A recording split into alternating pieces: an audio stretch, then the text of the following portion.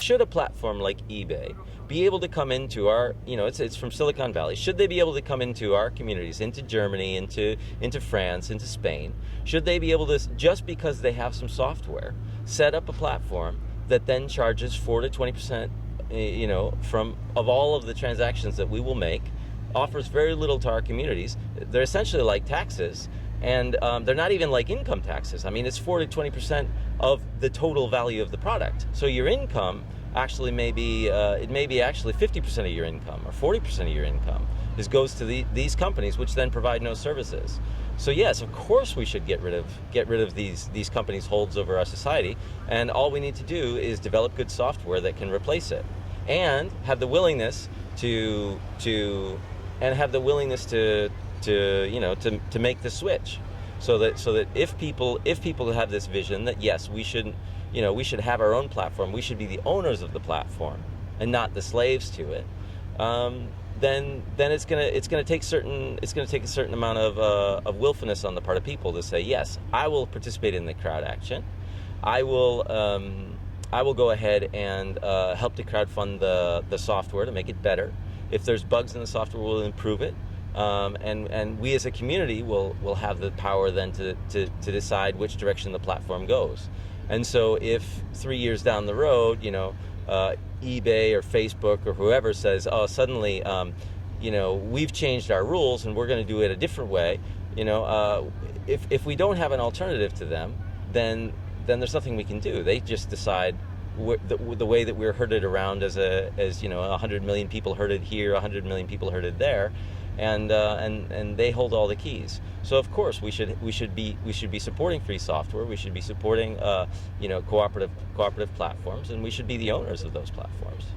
But why do you think you are the first who want to do this? If these guys are leaders on the market, maybe there are some reasons, not even because they were the first, but maybe for some other reasons, Well, okay, maybe they weren't even the first. I mean, it doesn't really matter. If somebody had if Encyclopedia Britannica had crowdsourced Wikipedia, right now we would have the problem that all of that user creation that we had put into Encyclopedia Britannica would belong to them. We couldn't use it. We would have to ask them anytime we wanted to print an article, and we would be paying to use it.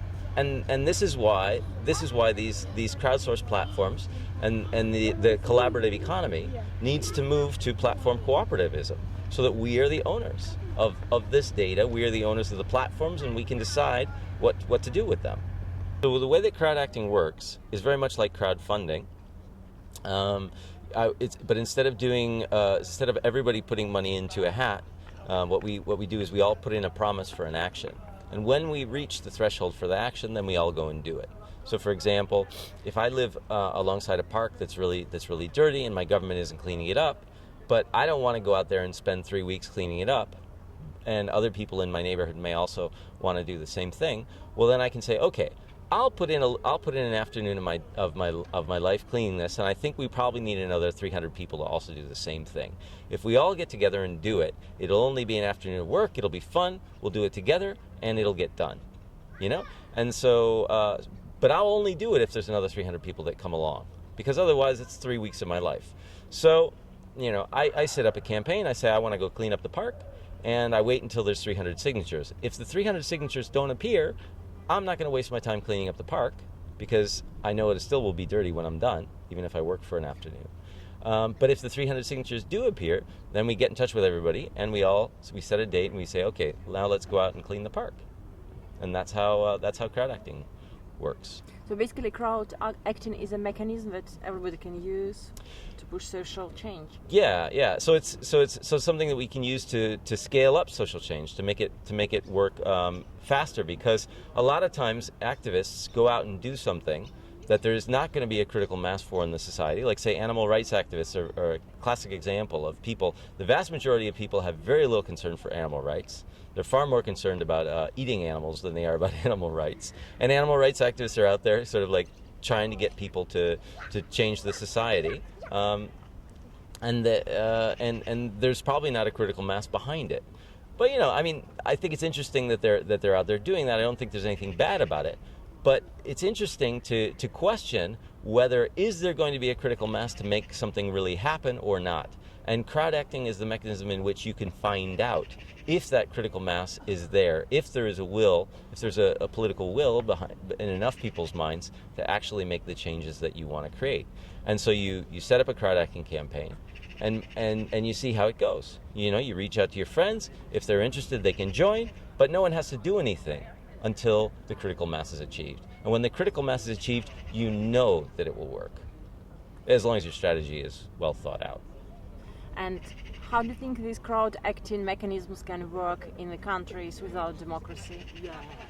Well, I mean, like the United States, I think that you know, it's something that doesn't have to do with necessarily a geographic region or a city. It's something you just say, okay, I will do it if another X people do it. It's a type of consensus that goes beyond institutions, beyond borders, and can be used in almost any context. So I don't think that there's necessarily a relation to social democracy, to vote-based democracies at all. I think it's something that can exist parallel alongside of them and actually complement democracy and make sure that systems where undemocratic things occur, people can suddenly say, let's do a crowd acting to get rid of this dictator. If we all are sick of the dictator, why are we living in a dictatorship? Let's just oust him, you know? But if 5 people go and do it, then they just get executed. So, you know, they get killed by the dictator. So it's much more interesting to actually do it do it in this way. Let's all do it. And what do you think are the main mechanisms to make these crowd acting campaigns successful? How to inspire people to take responsibility for changing anything? Well, I mean, I think a lot of the times that people are not interested in social change, it's because there isn't a clear vision of how to get there. People don't have a clear idea. And the last time somebody proposed an exit strategy for capitalism after Marx was the Social Democrats, you know, and anarcho-syndicalists in the 1920s and things like that. And their strategy wasn't very effective. And there isn't really a strategy for saying how are we going to get to a sharing world? How are we going to get to a world which is owned by everyone and not by a few corporations?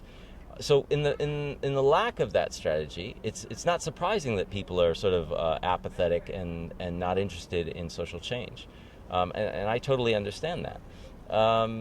But I think that that the internet has made some great changes in the way people think about society and our ability to organize, and that is bringing along a really rapid transformation of our capacity to get organized, our capacity to put collective intelligence together and come up with better systems than the ones that we have now. And I think that the key is just to keep trying. You know, the key is not to give up, to come up with new models, with new ideas, and just keep going with social change. You know, it will happen when people discover that there are ways of really getting change out of their things. I mean, right now, I look at change.org and I think, why should I sign the petition? Because it's just going to go to some politician. He's not going to read it. But if it was a crowd action where I could sign it and say, okay, if you don't do what we want you to do, okay, we will all come to your city council and we will paint it black the next day, or we will paint it gray, so your entire building is painted gray, and there's 1,000 people doing it. You know, the city council maybe seriously consider our proposal before the paint buckets start coming out. You know, like those sorts of things will make people make people look much more carefully at the campaigns than a Change.org petition.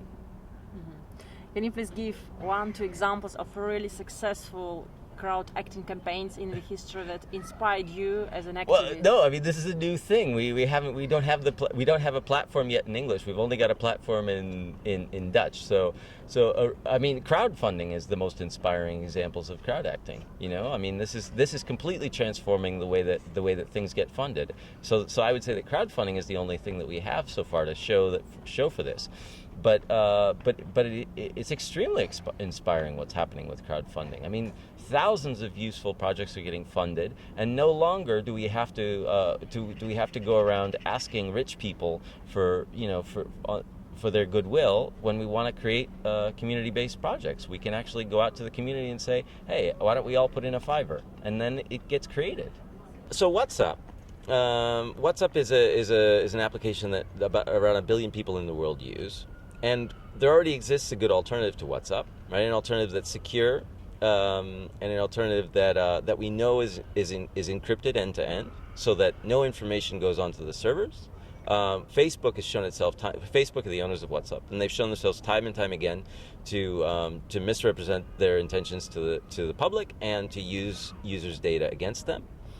And so I think it would be very interesting for people to abandon WhatsApp and move to Signal Messenger, which is it's really a platform which is ready to be adopted. But you know, of course, you don't want to go and leave all your friends on WhatsApp. You know, if all your contacts use WhatsApp and you go to Signal Messenger and delete your WhatsApp account, that's a big sacrifice for you, because you're going to be alone with very few other users.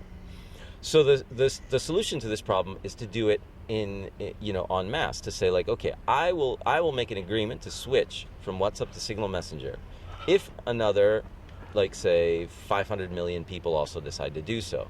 But it's very difficult to get 500 million signatures on something like that.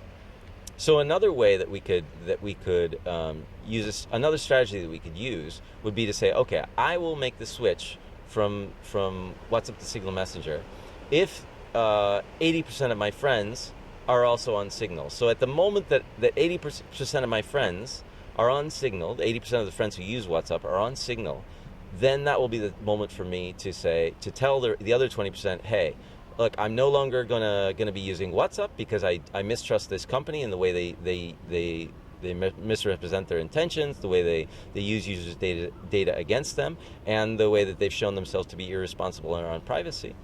And so I'm gonna delete my WhatsApp account, and now I'm gonna stay on Signal. So those are the sort of crowd actions that we would like to see people begin to set up. And that's why we're developing the crowd acting platform.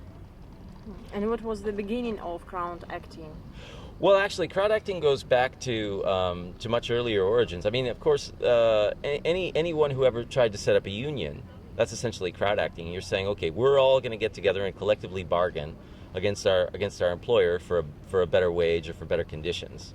That's essentially the same thing. It's saying, well, if we all do it, then we have power. In 2000, in terms of an online platform, this is relatively new. So in 2005, there was a platform called Pledge Bank, which existed from 2005 to 2015. It was a very simple application. It was created by My Society group here in England, and the idea was that if X people do Y, then I will also do it. So in other words, if 200 people, it actually was some of the first crowdfundings appeared on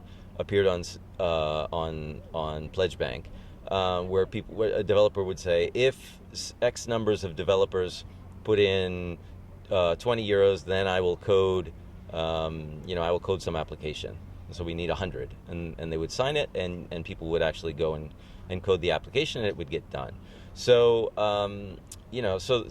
but it was never really, I don't think people really got the power of the crowd at that time. People didn't really understand how powerful the crowd could be. And now in today's world, we understand about flash mobs, we understand about crowdfunding, we understand about crowd equity, we understand about crowdsourcing. And it's really the time to sort of like get another crowd acting platform up and running.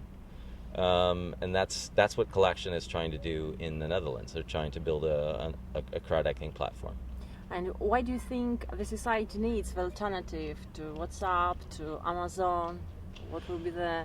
Well, I mean, the question is about whether we have a society that's owned by a few individuals, and just last month, Forbes published an article saying that 8 people now owned as much wealth as half of humanity. Is that the sort of society we want, where a few people herd us around like animals? Or do we want to actually have a society where we can really have one person, one vote, and really be involved in the things that happen. And this is why, you know, the crowd is so important. It's a way for us to organize that hasn't existed up till now.